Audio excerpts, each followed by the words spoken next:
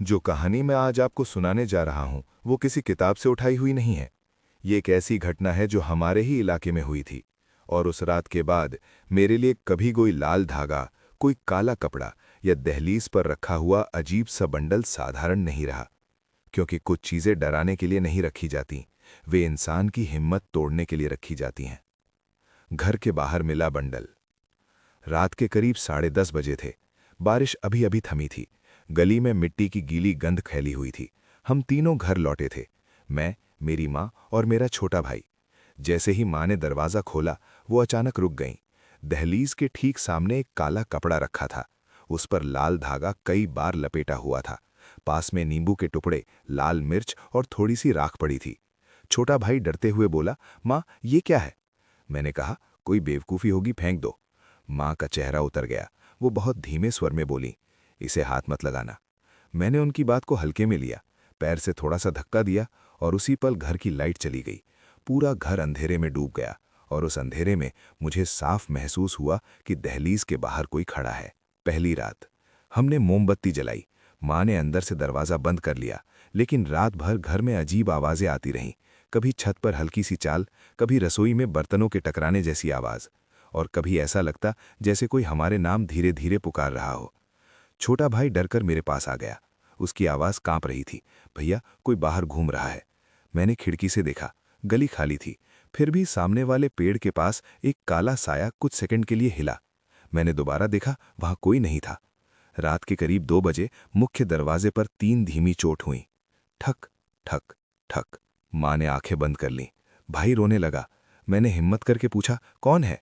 बाहर से कोई जवाब नहीं आया। फिर बहुत धीमी, बूढ़ी औरत जैसी आवाज आई, जो छू लिया वो अब भीतर आ चुका है।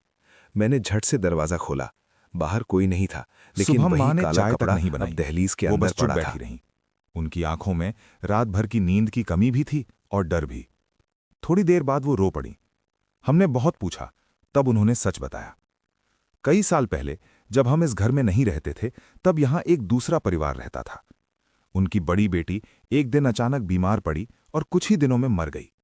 मोहल्ले में बातें फैल गई थी कि उस परिवार पर किसी ने काला जादू किया था।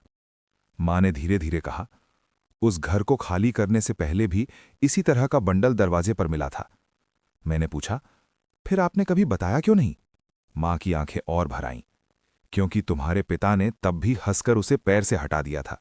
उन्होंने कहा था कि यह सब डर है और कुछ नहीं। वो एक पल रुकीं, फिर बोलीं, उसके बाद कई रातों तक वो नींद में बड़बड़ाते थे। कहते थे, कोई खिड़की के बाहर खड़ा है, कोई कमरे में बैठा है, कोई सांस ले रहा है। उस समय पहली बार मुझे लगा, ये मजाक नहीं है।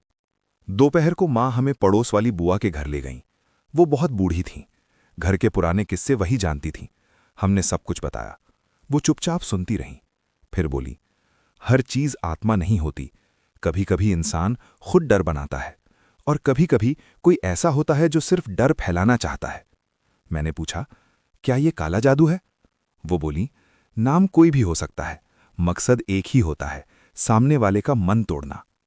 फिर उन्होंने काले कपड़े को हाथ लगाए बिना दूर से देखा और बहुत धीमे स्वर में बोली, इसे गलत तरीके से मत छुओ और रात तक इसे घर के भीतर मत रहने देना।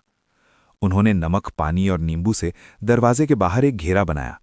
फिर कहा, आज रात कोई भी अकेला नहीं रहेगा, और अगर कोई आवाज सुनाई दे, जवाब मत देना। उस रात पहली बार घर में थोड़ी हिम्मत लौटती महसूस हुई।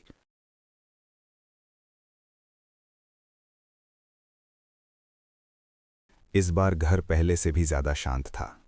इतना शांत कि अपने ही दिल की धड़कन सुनाई दे रही थी। करीब 1 बजे छोटे भाई ने मेरा हाथ कसकर पकड़ लिया। उसकी आंखें खुली की खुली थीं। भैया, बिस्तर के पास कोई खड़ा है। मैंने तुरंत टॉर्च जलाई। कमरा खाली था, लेकिन दर्पण में पीछे की दीवार के पास एक धुंधला सा चेहरा दिखा। चेहरा किसी औरत का लग रहा था। बाल बिखरे हुए थे, आंखें खुली थीं। मैंने घबराकर टॉर्च दर्पण पर मारी। चेहरा गायब हो गया। तभी कमरे के बाहर से बहुत धीमी आवाज आई, मेरी चीज वापस दो। माँ दौड़कर आईं। उन्होंने दरवाज़ा अंदर से बंद किया और बस इतना कहा, बोलना मत, चाहे किसी की भी आवाज़ आए जवाब मत देना। लेकिन कुछ देर बाद दरवाजे पर फिर आवाज़ आई, इस बार बिल्कुल माँ जैसी, दरवाज़ा खोलो। माँ रो पड़ी, क्योंकि माँ हमारे सामने बैठी थीं और आवाज़ बाहर से आ रही थी। सुबह होने से पहले ही बुआ घर आ गईं। उनके हाथ में लोटा था, कुछ नमक था और एक छोटी सी पुरानी थैली। उन्होंने दरवाज़ा खोला तो हम सब कांप रहे थे। काले कपड़े को उन्होंने नंगे हाथ से नहीं छुआ, एक लंबे चिमटे से उठाया।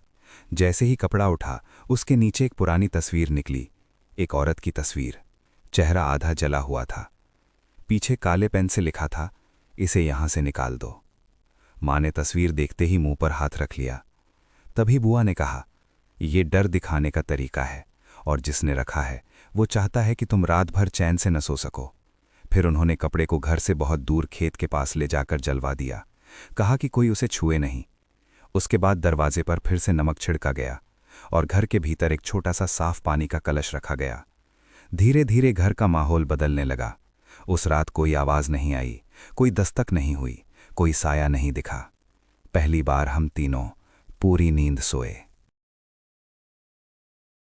हमें उस दिन घर बचाने की सीख मिली और ये भी समझ आया कि डर को जीतने का सबसे अच्छा तरीका है उसे अकेले नहीं, समझदारी से देखना।